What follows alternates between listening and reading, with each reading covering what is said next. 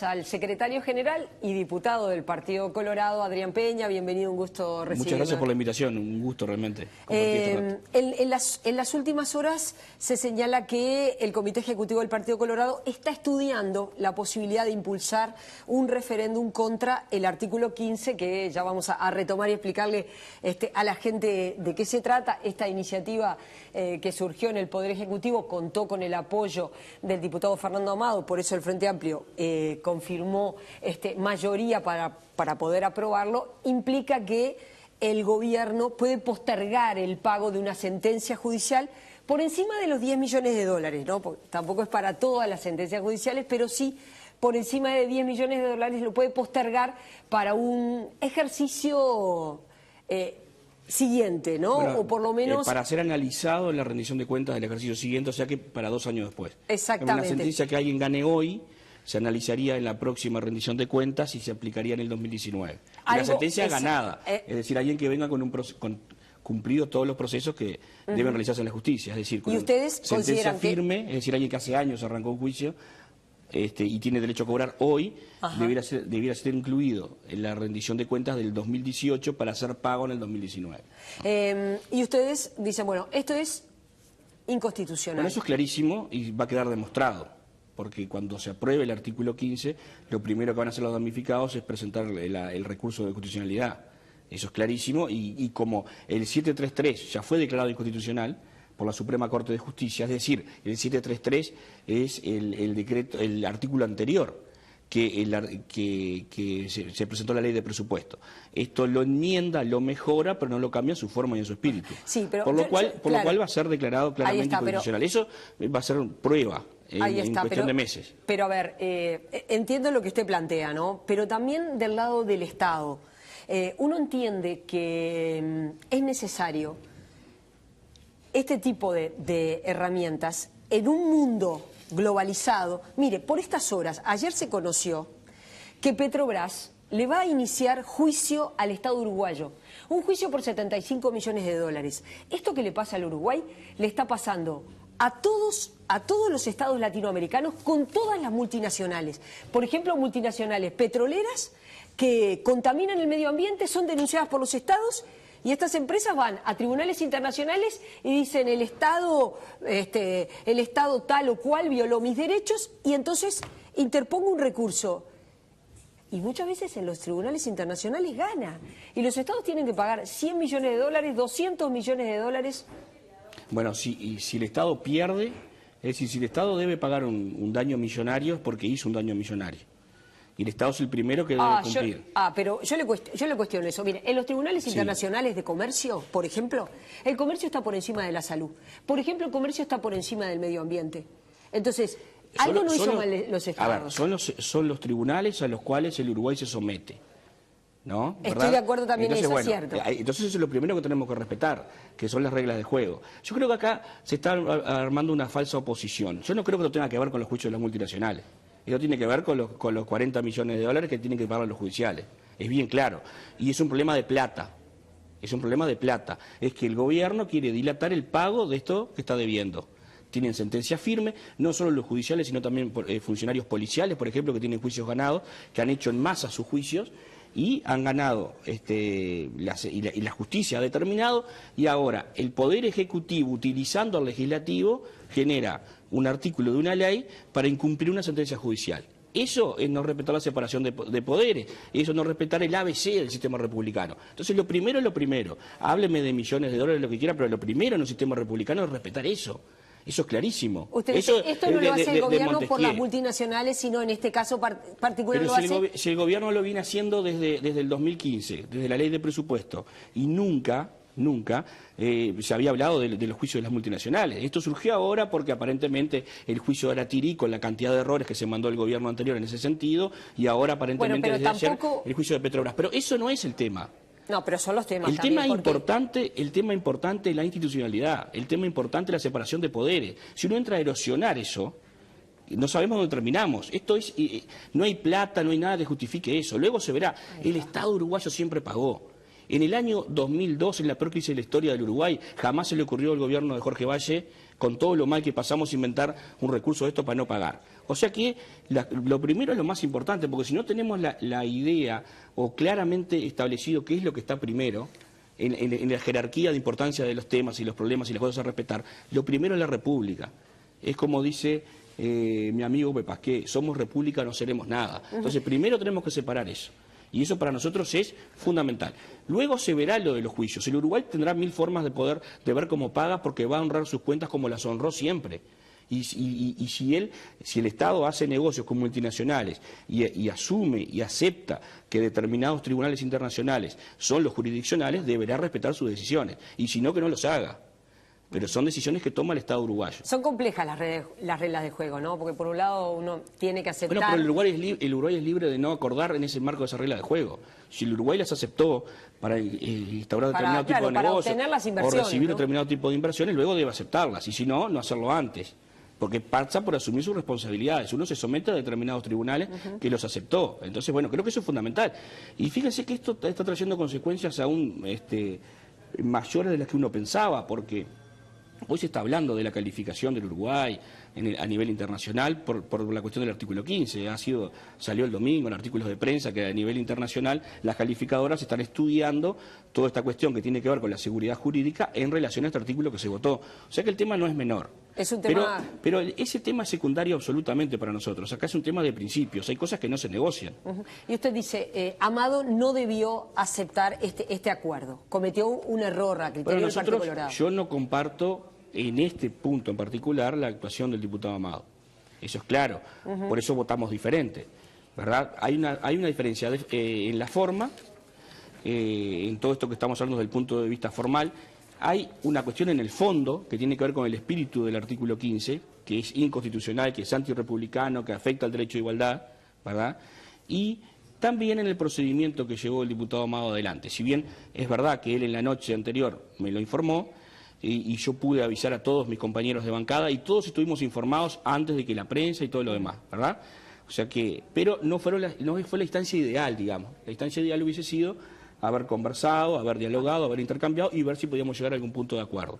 Pero bueno, es un hombre libre, la convención ya se despidió desde el punto de vista político. ¿Y usted está de acuerdo con aquellos convencionales que lo quieren llevar al tribunal, bueno, que lo llevan al tribunal de conducta política, al tribunal de ética que tiene el Partido Colorado? ¿Qué consecuencias puede tener eso?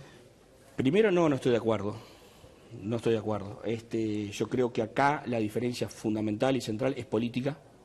Es una diferencia política. Nosotros el sábado, después de muchas horas, discutimos de política, discutimos de ideas. Acá, desde mí y personalmente, pero creo que toda la colectividad, no es un problema de personas, no es un problema con Fernando Amado. Es un problema con una actitud y con un tema político. Y por suerte, creo que en la convención del sábado pasado, él lo manifestó, él también lo hizo con mucha altura desde mi punto de vista, discutimos de política, de por qué se votó esto, de por qué no se votó y de algo en lo que tenemos diferencias. De eso fue lo que hablamos. Yo creo que no es un tema para llevarlo al orden disciplinario, creo yo. Los afiliados que legítimamente presentaron ya una denuncia creen lo contrario y eso sigue un proceso que escapa a mí. Es decir, la Comisión de Ética es la que recibió el sobre, que cerrado yo lo dejé el día sábado, le están dando vista a Fernando en estas horas, tiene 10 días para presentar descargo y seguirá todo un proceso donde la Comisión solo recomendará algo a la Convención, porque la Comisión de Ética en nuestro caso es asesora.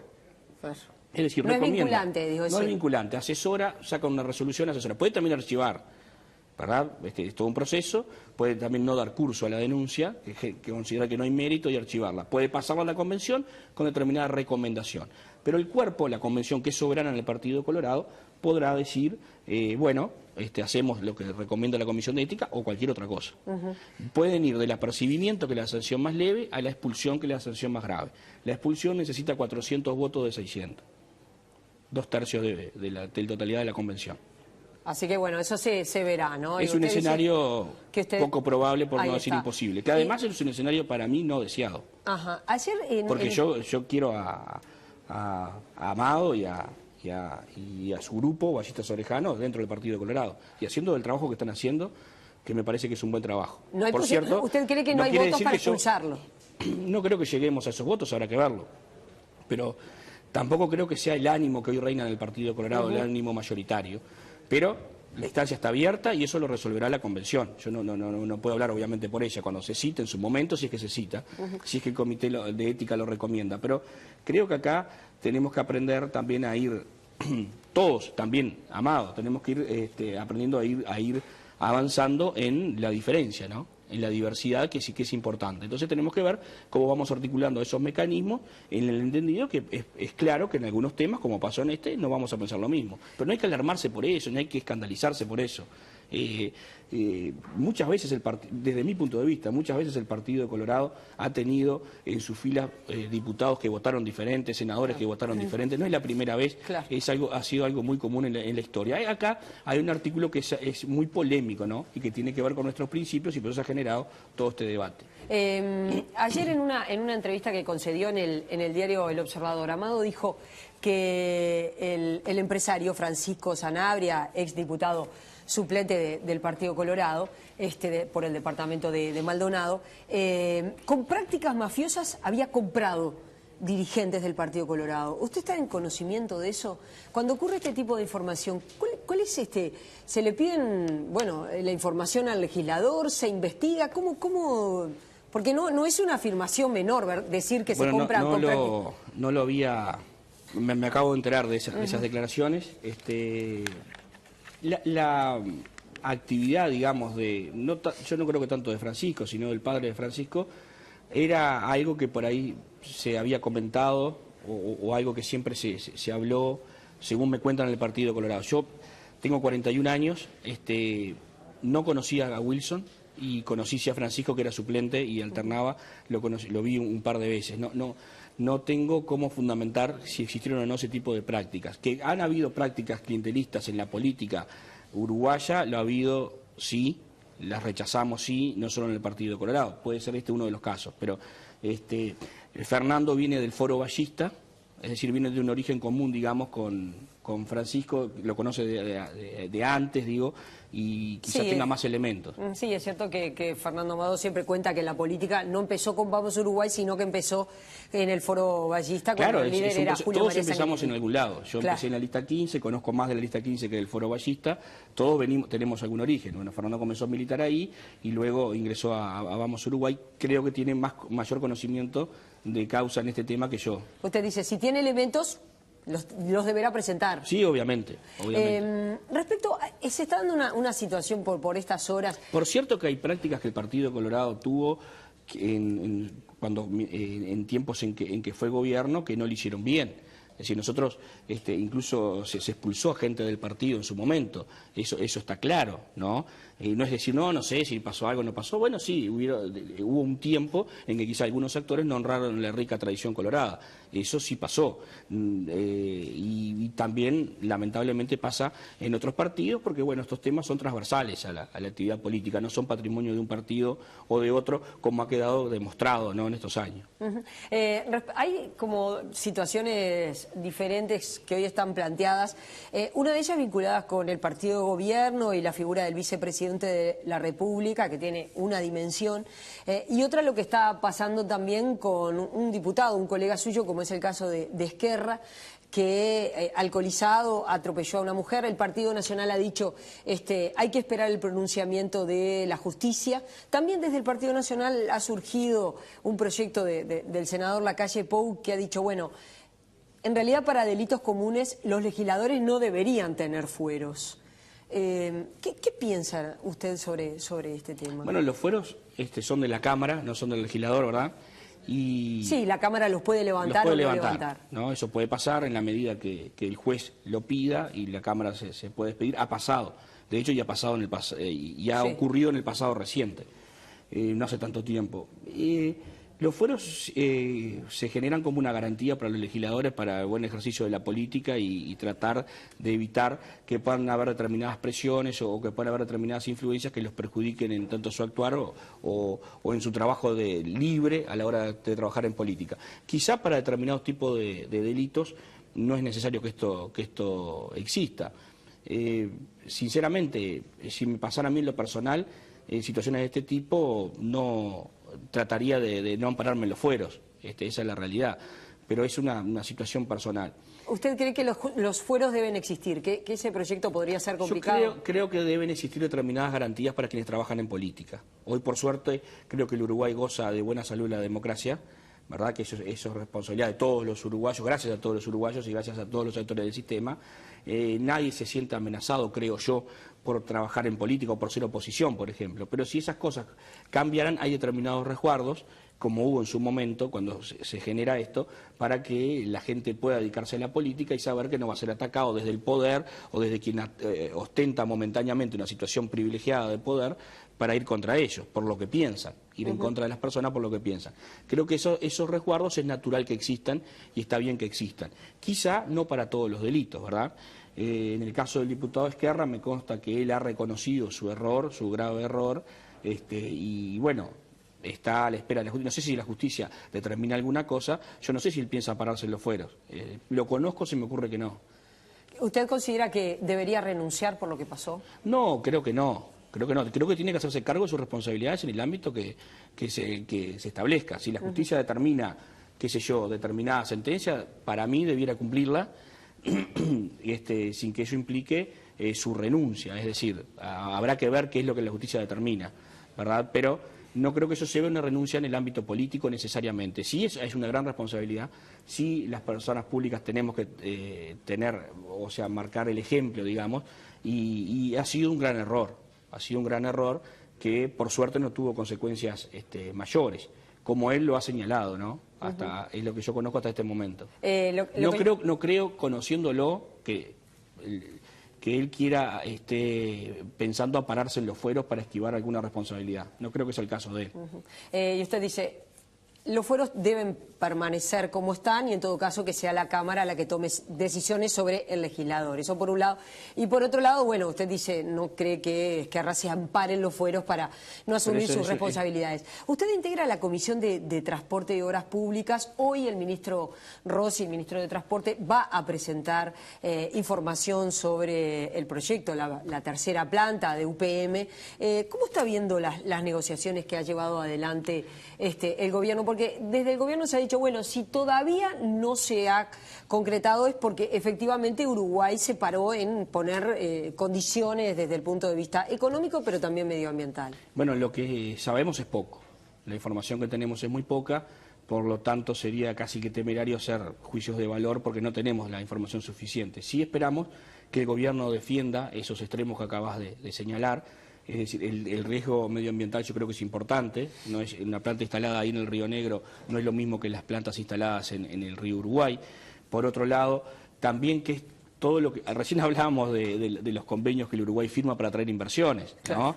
Y de las garantías que pueda tener el Estado uruguayo cuando firma esos convenios. Bueno, tampoco es necesaria esta inversión, es verdad, pero creo que tampoco el gobierno uruguayo debiera ceder demasiado, porque en realidad hay una gran cantidad de empresarios en el Uruguay que están con la carga tributaria o generando, trabajando, pero bastante ahogados desde el punto de vista de la presión fiscal.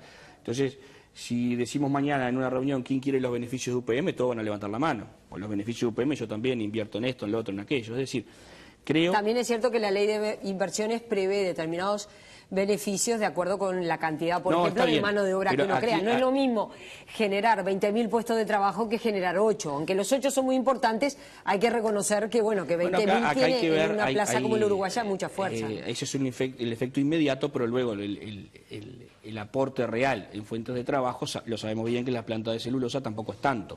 Entonces, cuando uno hace el negocio, lo hace por muchos años, ¿no? Y las concesiones son por muchos años y exceden a la ley de inversiones, porque si fuera la ley de inversiones no estaríamos discutiendo nada.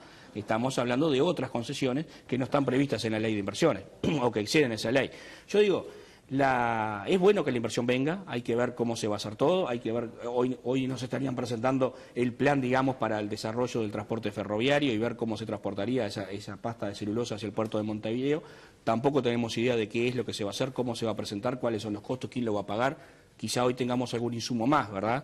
Hemos estado tratando de buscar esa información, pero hasta hoy no existe. El ministro nos invitó ahora en la mañana donde nos van a informar sobre esto. Hay que ver cuál es la información que tenemos, si es solo un proyecto, si ya es o alguna cuestión concreta de inversión concreta, que ya hablaría también de que la empresa viene a instalarse. Pero bueno, habría que verlo. Pero está muy contento de que se pueda abrir una nueva planta de celulosa en el marco de la ley que creamos nosotros los colorados.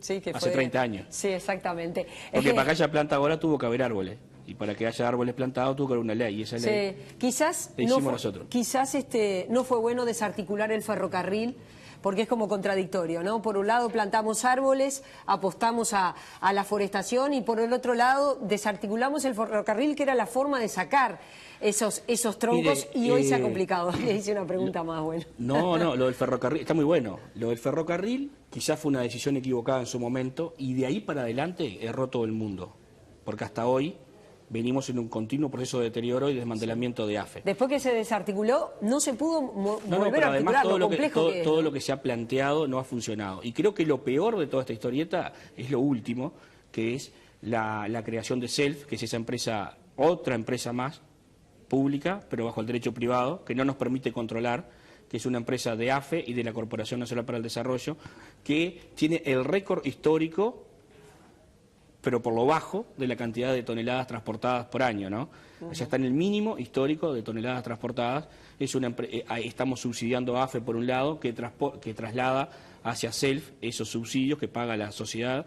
Entonces creo que estamos ahí con un gran problema, y me parece que esto va terminando con el ferrocarril, por lo menos a AFE como la conocíamos. Yo incluso estoy respaldando un proyecto del diputado Alberto Rubio que plantea la estatización de AFE nuevamente. Es decir, volver a que AFE sea pública, porque ante esto que estamos viendo, que además no tenemos control y que son millones de dólares que se nos van, prefiero que sea pública y luego ver qué hacemos con ella. Pero esto que está pasando es lo peor para mí de todo este proceso de desmantelamiento que se ha dado desde la década del 80 hasta hoy. Gracias por haber venido. Ha sido un gusto recibirlo, por la invitación. Y volvemos a conversar. Nosotros hacemos una pausa, volvemos enseguida.